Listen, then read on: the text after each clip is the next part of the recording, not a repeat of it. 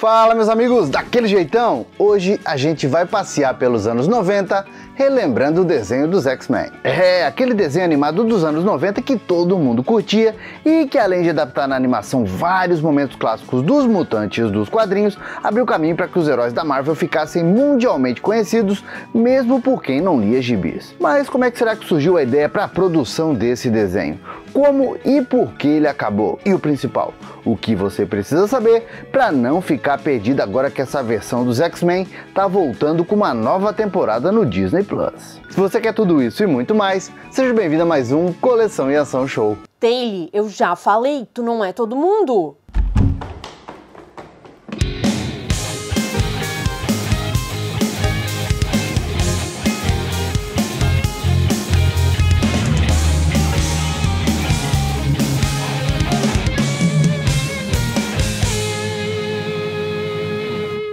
E quando os X-Men foram criados pela dupla Jack Kirby e Stan Lee lá em 1963, eles fizeram bastante sucesso nos quadrinhos e mesmo com altos e baixos foram ganhando aventuras e mais aventuras entre a década de 60 e de 70.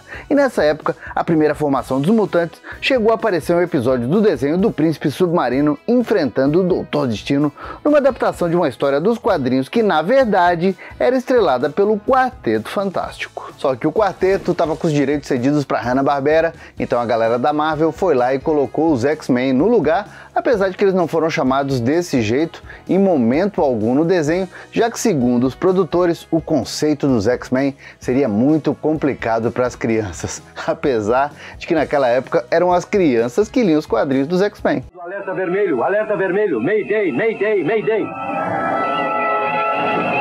O professor precisa de nós. Mas quem se atreve a nos ameaçar? Quem quer que seja, vamos ter que enfrentá-lo.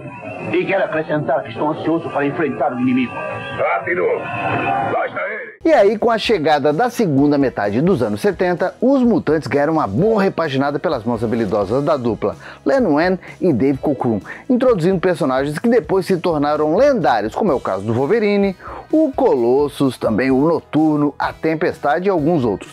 Já durante os anos 80, a popularidade dos mutantes foi aumentando cada vez mais nos quadrinhos, com sagas históricas como Dias de um Futuro Esquecido pelas mãos do mestre Chris Claremont e também o John Byrne. Bom, mesmo com toda essa popularidade lá nos anos 80, os mutantes continuavam praticamente desconhecidos por quem não lia gibi, sendo que as primeiras adaptações animadas de verdade dos Filhos do Átomo aconteceram em 1981 e alguns episódios do desenho do Homem-Aranha e seus incríveis amigos, como aliás a gente já contou em um vídeo recente aqui do canal. Estamos no quartel secreto de treinamento dos homens mais famosos do mundo.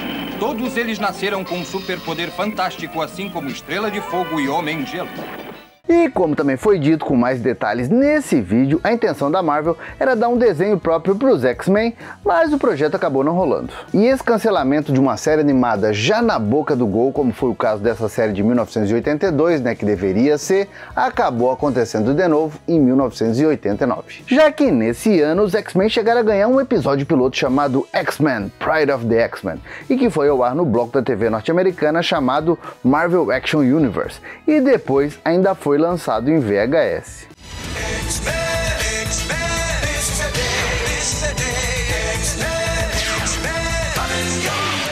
Aliás, eu vou dizer, hein? Esse projeto dos anos 80 dos X-Men tem tantas curiosidades que eu acho que até merece um vídeo só pra ele de tanta coisa que tem pra gente conversar. Mas, como sempre, quem manda aqui são vocês, então comenta aqui se você quer ver esse vídeo. Mas continuando, lá no final dos anos 80, os X-Men já eram bem mais conhecidos do grande público do que nos anos e nas décadas anteriores. Só que, sabe, ainda faltava aquele projeto, aquela coisinha, para realmente colocar eles na boca do povo. E a chance veio, é claro, ela chegou em meados de 1991, quando a produtora Margaret Loesch se tornou a chefe da Fox Children's Network, e que pelas mãos dela viria a se tornar a Fox Kids. Além disso, a executiva tinha sido uma das idealizadoras do piloto Pride of the X-Men, e é claro, uma das defensoras da série que daria continuação para aquela equipe, apesar de que no fim, o voto dela foi vencido. Só que agora a Margaret estava com as cartas na mão e também nas mangas, e o direito dos X-Men estava com a Fox. E aí foi fácil para Margaret encomendar uma temporada inicial com 13 episódios para o Wave Arad, juntamente com Stan Lee, ficando ainda a dupla como produtores executivos. Assim, a Saban Entertainment foi contratada para desenvolver o projeto e também entrou na parada do estúdio Grass Entertainment, que por ser muito pequeno na época ainda colocou no projeto o estúdio sul-americano Acon, com os asiáticos ficando responsáveis pela animação em geral. Olha, e não por acaso nessa mesma época os X-Men passavam uma das fases mais populares deles nos quadrinhos. Olha, e eram números absurdos de vendas comandados pelo Jim Lee, um dos astros do momento, juntamente com o veterano Chris Claremont, e que tinham dividido a equipe de mutantes entre dois times, o azul e o time dourado. A ideia é que o desenho estreasse em setembro de 1992, mas aí, quando a Acon entregou o primeiro episódio para Saban no final de julho daquele ano, a dupla Rain Saban e Chuck Levi notaram que a animação estava cheia, mas cheia de erros técnicos. E aí, rapaziada, para piorar, alguns dias depois, a Acon foi lá e entregou o segundo episódio do mesmo jeito. E aí, como a dupla também estava ocupada com a trilha sonora, desenvolvendo tudo ao lado do compositor Ron Wasserman, eles tentaram sem sucesso que a Fox aumentasse o prazo de recebimento e a Acon consertasse as porquices deles. Aí adivinha, não conseguiram nada de nenhum dos dois lados. E assim, o desenho atrasou apenas um mês, muito mais por conta da programação apertada da Fox no programa Fox Kids. Ó, lembrando vocês que lá nos Estados Unidos Fox Kids nunca foi um canal de TV a cabo como aconteceu aqui no Brasil. Lá era um bloco de desenhos animados que passava em vários canais que pertenciam à Fox. E foi assim que X-Men The Animated Series estreou em 31 de outubro daquele ano com um episódio duplo chamado A Noite dos Sentinelas, onde parecia que todo o investimento para animar a série tinha ido para abertura. Aliás, se é pra gente falar em abertura diferenciada, a abertura que o Japão fez um tempo depois para passar com exclusividade para os japonesinhos é algo de se bater palma de pé.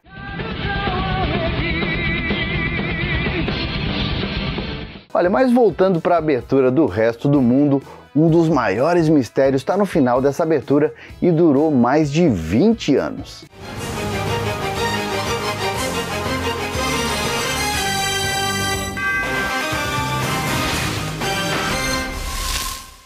Afinal, quem era aquele homenzinho verde com cabeção rosa, hein? Alguns diziam que podia ser o Gárgula, um vilão do Hulk, o que já não fazia muito sentido. Mas aí, um dos designers deixou tudo ainda pior e mais engraçado, já que foi admitido que aquele homenzinho não é ninguém. Ele simplesmente foi um erro da Acon, já que os coreanos mal sabiam quem eram os X-Men e, pelo visto, não sabiam mesmo, já que o Pássaro Trovejante, um dos heróis, na mesma abertura, tá do lado dos vilões. Olha, mais uma comprovação de que os caras estavam errando rude no começo, errando com força. Mas a história compensava, já que esse primeiro episódio coloca a Jubileu como protagonista, passando aquele drama de ser cadastrada pelos próprios pais no programa de registro de mutantes, e sendo atacada pelos sentinelas, os robozões criados para exterminar os mutunas, como alguns chamavam os mutantes. Mas aí entram em cena os X-Men, liderados em campo pelo Ciclope, e descem-lhe a porrada nos vilões. Vamos, meninos! Vamos todos nadar um pouco à luz da lua. Tome um banho de lua. Ah, quer jogar com Gambit? Então pega a carta! A Casa Verde. Olha, e aqui o desenho já mostra que a turma de roteiristas não ia ter medo de trazer o clima dos quadrinhos dos anos 90 para a animação, com o X-Men Morpho sendo morto em batalha e o Fera sendo capturado. Olha, mesmo com os vários erros técnicos nessa exibição teste, o desenho deu um tapa na cara da sociedade, fez bastante sucesso, teve altos índices de audiência e a chefona da Fox Kids ficou animada demais. Mesmo feliz, a Margaret, como um bom cavaleiro que não cai no golpe duas vezes, mandou a Acon corrigir os 2 episódios e caprichar mais no restante da temporada. Do contrário, ela ia rescindir o contrato com todo mundo. Aí a Saban foi lá, meteu uma prensa nos sul-coreanos e assim o desenho dos X-Men reestreou com todas as correções na segunda quinzena de janeiro de 1993. Get ready for the time of your life. Get the mutants! It's awesome, explosive X-Men excitement on Fox. I'll destroy all the X-Men. You've got to see it to believe it. You're mine. So watch X-Men Excitement Explode this Saturday morning on Fox. And watch out, get out of the way! Olha, quem assistiu as 5 temporadas sabe muito bem que a parte técnica dos X-Men oscilou bastante, mas até que foi melhorando ao longo das 5 temporadas. Sendo que justamente a 5ª temporada é a que tem o visual mais diferente de todas, mas em compensação os roteiros, olha, esses se mantiveram excelentes ao longo dos 76 episódios que o desenho teve. E se esses 2 episódios, esse episódio duplo já mostrou que os X-Men da animação não estavam para brincadeira, o restante das temporadas trouxe histórias maravilhosas. Como foi o caso dos episódios finais da 1ª temporada, adaptando a saga Dias de um Futuro Esquecido, já que aqui quem volta no tempo não é a Kitty Pryde, já que ela não estava na equipe animada, e com a falta da personagem, quem entra na história é o mutante Bishop, enviado ao passado para impedir o assassinato do senador Kelly, uma verdadeira pedra no sapato da comunidade mutante, mas que se morrer vai criar um futuro ainda pior para a turma nascida com poderes.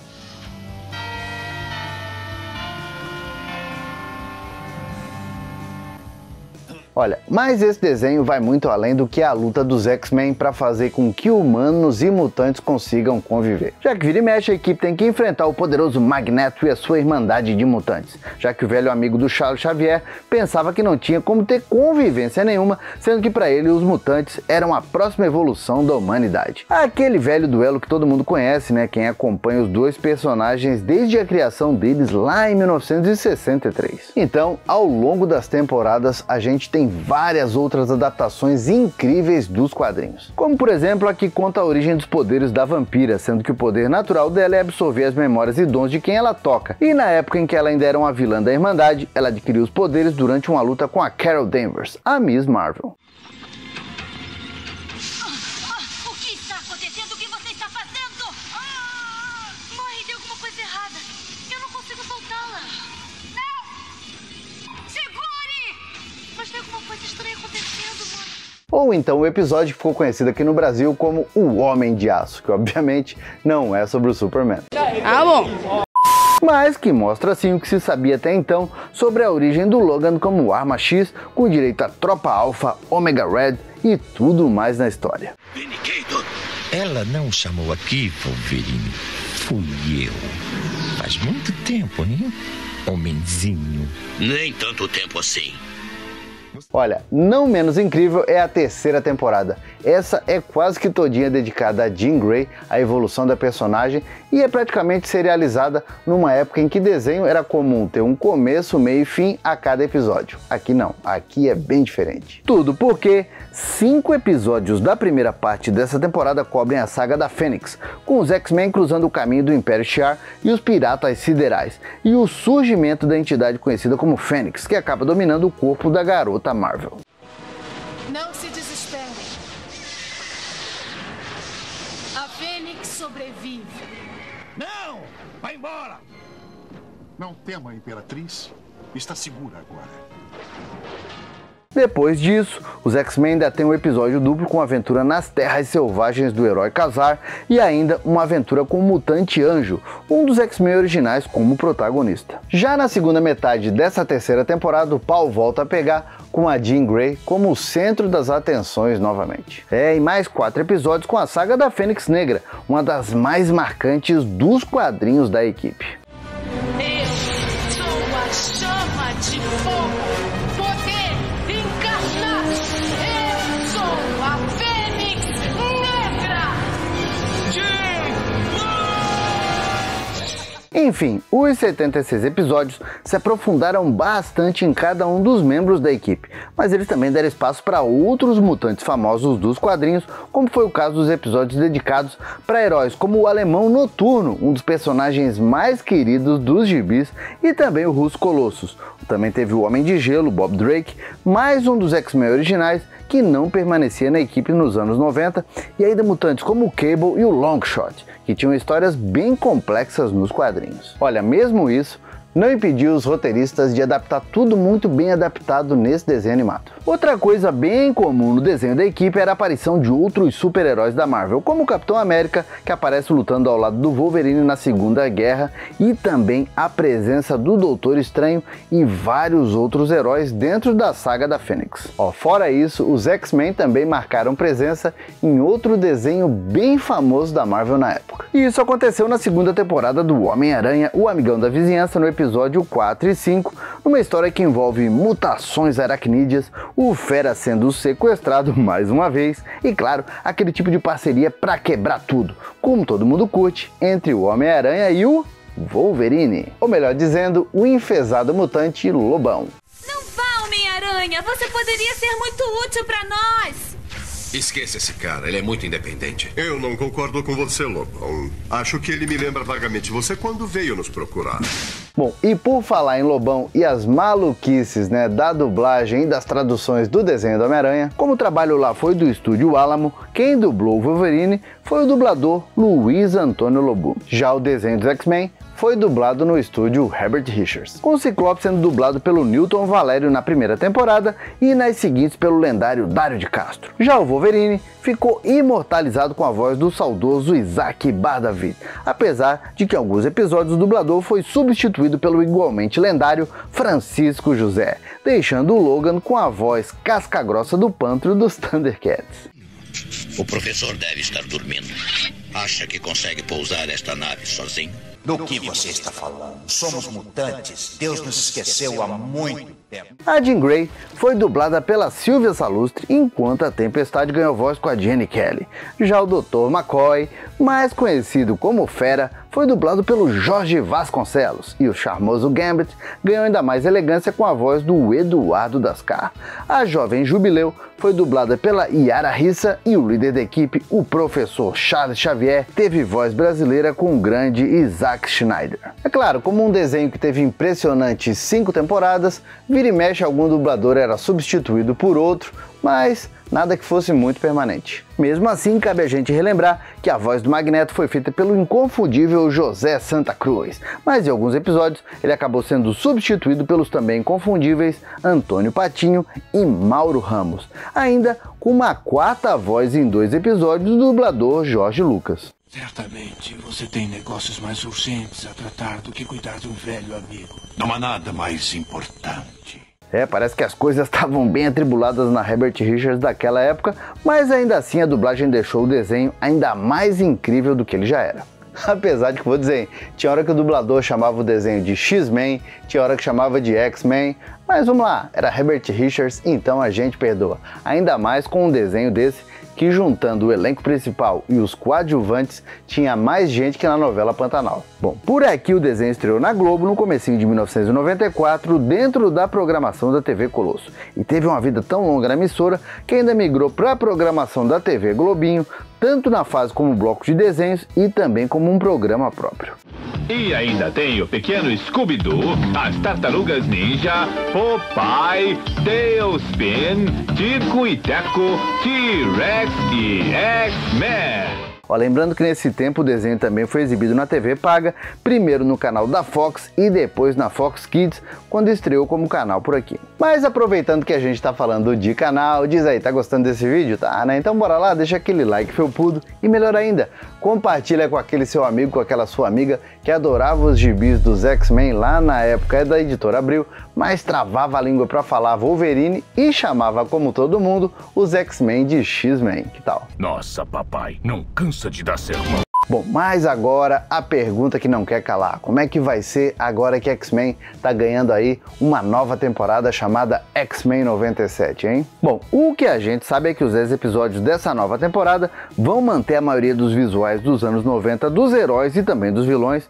mas é claro, dando aquele upgrade na parte técnica. Afinal, mais de 25 anos separam a quinta dessa nova versão. Então, a princípio a equipe vai ser formada pelo Wolverine, pelo Ciclope, Jean Grey, Gambit, Jubileu, a Vampira, também a Tempestade, o Bishop, o Morfo, o Fera e ainda o Magneto, aparentemente como líder no lugar do Professor X. Mas vamos lá, vamos fazer igual o Jack o Estripador e vamos por partes. O Morfo vai estar no desenho? Vai, já que o poderoso mutante retorna ainda na série clássica depois de uma treta entre os X-Men e o vilão Sinistro, que aliás também vai estar nessa nova temporada sendo o grande vilão. Já o Magneto, esse nunca deu para se considerar um vilão puro, seja lá nos quadrinhos, seja no desenho animado. Então, só para situar quem não quer ficar perdido entre as duas temporadas, o último episódio da série foi ao ar em setembro de 1997 com o título Dia de Formatura. E aqui o Professor X é atacado durante um congresso quando mais uma vez ele tentava acalmar as coisas entre os mutantes e as pessoas normais, e ele acaba sendo mortalmente ferido nessas. Estou orgulhoso de vocês todos, meus X-Men. Aí o Magneto, que estava dando uma de iluminado salvador dos mutantes, sendo o único que podia tentar salvar o Xavier, coloca a amizade dos dois acima do que ele defendia para a raça mutante e, a grosso modo, faz uma ligação direta no cérebro do Xavier, fazendo lá uma ponte com a Lilandra, imperatriz do Império Shi'ar e o grande amor do Xavier. E quando ela chega, mesmo com o corpo do professor já morto, a Lilandra diz que ainda tem um jeito de salvar ele e leva o amado embora para o espaço. Então ele vai sobreviver. Sim, mas somente sob cuidados de Shi'ar. Sei que não podem suportar vê-lo partir, mas é o único jeito.